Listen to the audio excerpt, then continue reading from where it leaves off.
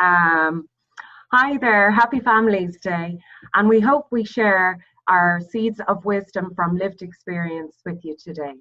And I'm going to pass you over to Charles, who is going to talk to you about, Rory, about connectedness. Thanks very much, Maria. My name's Rory, and I guess I come from the service user background, and it's a lovely privilege to talk about connectedness and mental health, and especially mental health recovery, because it hasn't always been that easy to feel connected or to be connected due to the very nature of mental health. I think that by its nature, it kind of makes people isolated. It can force you away from the people that you love, that you care about. And that bridge is something that I've learned. It may be broken, but it's not burnt. And there's a great piece of mental health recovery that happened in my own story that kind of brought me back to the people that cared for me, brought me back to the people that were always there, but I wasn't able to be a part of it. You know, celebrating Family Day today gives you time to reflect, and it gives you time to reflect on how we're connected. And all the years that I was away from my family, I was still very much connected to them. Being a part of family doesn't go away. You don't disqualify yourself from it. And I think that's just so important to know when you're in the depth of it, whether you're a service user or a family member, just to know that family is family. And there are very hard times, there are very, very difficult times. And sometimes I put expectations on things and I want them to be the way that I imagine them to be. And that doesn't always work. So now when I reflect on how I'm connected with my family, it doesn't have to be perfect. It's done in an unconditional way and in a way that I love. And so thank you very much for that. Thanks, Rory. Charles? Hi, I've been asked to talk a little bit about hope. And we keep on hearing and repeating the mantra that hope is at the heart of recovery. And from my own experience, hopelessness is a kind of state of unease that's entangled in rumination on my darkest parts and questioning the worth of my existence. It's kind of a living hell. But hey, I'm still here. And one acronym from hope is hold on, pain ends. And it does. And as families, and by that I mean any group that shares a fridge, and thank you, Rory, we have shared ambition and interlinked identity, and a set of working assumptions for each other and also about each other. And these get devastated by mental health crisis. And then we need to go through a process of mourning. And from my own experience, a person in crisis is correlated with a family system in crisis. And this doesn't imply causality or worse, blame.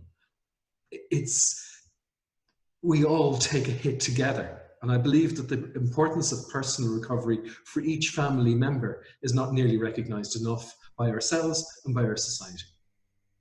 And our culture and our healthcare systems aren't set up for a family system response. And only our shared understanding and identification of this kind of gap can lead to a saner approach to our own mental health. In a crisis, relationships are redefined. The provision of care and life support the crisis demands can play havoc on our sense of place in a family. And we also have to deal with external stigma and the internal strain of fresh family roles, secrets, and stories. And I don't list these things to dramatize. Our family needs to be vaguely aware of them in the moment, and they need to be attended to when the fog of crisis clears. And for me and for each of my 4 children, the most debilitating of these shockwaves was our own guilt and shame over the feelings of hopelessness and rage that we each experienced of what happened to us. In the moments, we didn't have the perspective or the resource to understand that these feelings, and to reassure each other that our intense negative emotions and sense of hopelessness were a natural, almost healthy response to the extraordinary circumstances we found ourselves in. Our collective wisdom was slowly garnered through a number of time to think, family listening meetings. And these were an amazing resource. And yes, in practice, they were weird. And pain ends, and this too will pass. And so the seeds of wisdom that I'd like to pass on hope are that hope for identity and ambition can be held by others until we can hold them for ourselves. And that the unconditional high regard of others is the ground on which I rebuild my own sense of hope. And this exercise of seeking wisdom through our experience of trauma and difficulties has not perfected anyone in our family, but it has changed and deepened our appreciation of each other. And with that, I'll pass over to Paul to examine identity. Thanks very much, Charles. So you don't need me to tell you that we are not connected in the traditional manner that we're used to. And I believe that in these trying times, having a sense of self or identity is going to be what could really help to sustain us moving forward. So that big question, who am I? It's kind of 3 words, but it's very hard to answer that sometimes, and it takes some work. I know in my early years growing up, in my family, I would have, I suppose, identified as a victim. And it took me a while to get through that. It took me moving away from home over to the United States and exploring different things. So I became an employee, became a boyfriend, and I eventually became a husband and a father. So I was wearing lots of different hats, and all of this came together to sum up who I am as Paul. And that helped me to move forward through my own mental health issues, and it helped me to be a better person myself. And it's very easy to lose sight of that in our everyday busy lifestyle that we find ourselves in. But one thing I feel that this crisis has given us is time to think and time to react. And I know myself, working from home as I do, it's a shock to the system. And I found myself trying to question, well, what am I going to do with this time? How am I going to, work this out? Because I'm so used to being around people.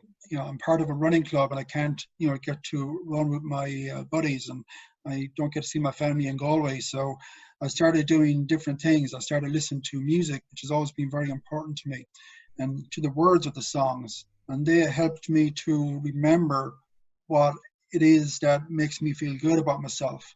And I started doing my runs in smaller circles and seeing different people, and people were waving at you and smiling at you, and that helped to sustain me. And I really think that moving forward, to take that time for ourselves. We all have our own identity. We might be part of a family unit, but if you know who you are yourself, what empowers you as a person, that can help the whole family as a unit, and it can help us all through this crisis and to move forward on to the next step. So I'd like to say thanks very much. I'm going to pass you over to Maria. Thanks very much, Paul, and thank you very much for the opportunity to talk to you today about the process of recovery called meaning. And I suppose I was particularly delighted to be given the importance of meaning from a sibling's perspective, because I feel when mental health illness entered our family's door nearly 30 years ago, as a sibling, my sense of meaning disappeared. 1 minute I was a happy-go-lucky teenager, and 2 seconds later I didn't know who I was anymore. I didn't know what was going on. I had no sense of meaning. I had no role. I was once a sister, and then all of a sudden I found myself in this quasi-professional supportive role where I tried to be as helpful as I could, help with medications, help with this, help with appointments. What can I do to help? And in a way, I felt it was important that I just slipped into the background and let the family, and more importantly, my family member that was experiencing such distress, be the center of focus. So after a few years of that, I lost my own sense of meaning. I lost my way. so to speak. And I was very much forgotten about. So I'm honored to be able to talk to you today about the siblings' perspective. And what helped me along my journey, it took me quite a while to realize actually that I was impacted by what was going on in my home. To help me along, I had to re-establish myself, my identity, my meaning, and most importantly, hold hope for my family member that they too can recover. So thank you. And I'd like to pass you over to Patrick, who's speaking about empowerment. Thanks for that, Maria. Yeah, so today I just want to speak to you a little bit about empowerment, and I just want to tell you kind of the role that empowerment has played in my life and how my thoughts on it have changed. For whatever reason, when I heard the word empowerment, I always thought of, you know, kind of one person empowering another person. And I always tended to view it more of a transfer of power rather than something that comes from within a person. The truth is that empowerment is also a process of becoming stronger within yourself and more confident and controlling your life and claiming your rights. And I suppose even with that little shift, it changes the way that I viewed empowerment. Empowerment can come from within me as opposed to someone else giving me power. And I suppose one thing that's really helped me over the years develop my sense of empowerment was bringing awareness and intention into my life. And the way I did that was through mindfulness. And you don't have to be an expert or even have a great interest in mindfulness to practice bringing awareness into your everyday life. In my case, it was just a vehicle to bring awareness and insight and attention just into the present moment. And if I look at the situation currently with COVID, when the restrictions kicked in, my well-being was, like many people, was impacted. And I felt a real loss of power in many areas of my life. And the benefit mindfulness and paying attention brought for me was that I started to notice the amount and the type of food I was eating, how sedentary I was becoming, the unhealthy amounts of social media and news and the lack of social connectivity. And I suppose prior to that, prior to really noticing that, you know, this was something I was sometimes doing subconsciously, or I was falling down a rabbit hole, you know, kind of on social media, or without even realizing, you know, promising to call a friend instead of just sending them silly memes, all of that type of stuff. So what practicing mindfulness allowed me to do was just to recognize how these activities were making me feel and consciously then start to make changes by paying attention to the things I knew would give me something back. Some of the things that would improve my well-being and give me a sense and control and power back. And I'm kind of reminded of the diagram with the 3 circles contained within each other. In the large one, you have all your concerns. And then the second largest one has the things that you can influence. And then the third, or the inner one, has the things you can control. And I suppose I learned that the more I focused on the things I could control, then I found out the more I could influence, and the less taxing those things outside my control became. So the bit of lived wisdom that has been particularly relevant for me in recent times, not to mention kind of many times in the past, is that I can empower myself by my actions, by what I pay attention to, and by what I prioritize. And reflection and mindfulness were just a vehicle for me to put the brakes on for a minute, take stock, and bring my attention to the present. So thanks for your time, and I'll pass you over to Rory.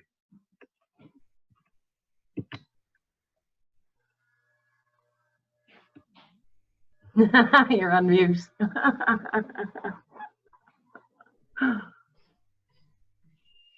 Thanks very much, Patrick. There you have it. A wonderful take, I guess, on the recovery tool that is Chime. So you got some words on connectedness, some words on hope and identity, meaning and empowerment, and you know that's theoretical, but the nuts and bolts of it is, you know, Charles spoke about the family being a system. He spoke about the fact that pain ends, and he spoke about, you know, that we can recover together, and that's very powerful stuff. You know, Paul talks about identifying as a person, figuring out who I am. That's a big thing to do. It's very hard to do it on your own, but it can be done. And I think, you know, that when Maria talks about losing her way, you know, that there's an awful lot to be had in that. I think we all have to lose our way. That is something that we always put upon the service user, and we never think of family members as that can happen to them as well.